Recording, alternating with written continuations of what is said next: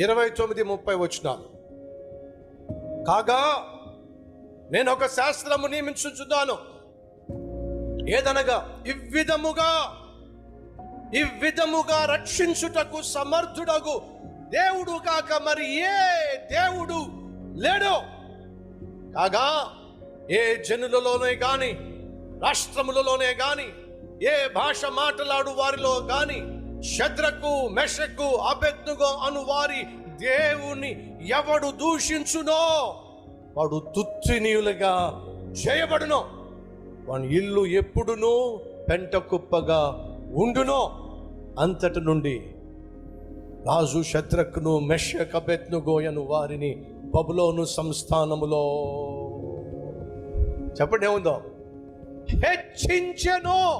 ఏం చేశాడు దేవుడు? ఇప్పుడు వాళ్ళ జీవితంలో ఎదుర్కొన్నటువంటి ఆ శ్రమ, ఎదుర్కొన్నటువంటి ఆ మరణగుండం, అగ్నిగుండం, వాళ్ళకు దేవుడు ఎందుకు అనుమతించాడో చెప్పండి? కాల్చేద్దామనా? బూడు చేసేద్దామనా? లేదండి, తన నామాన్ని మహిమపరుచుకోవాలని, తన బిడ్డలను ఆశీర్వదించాలని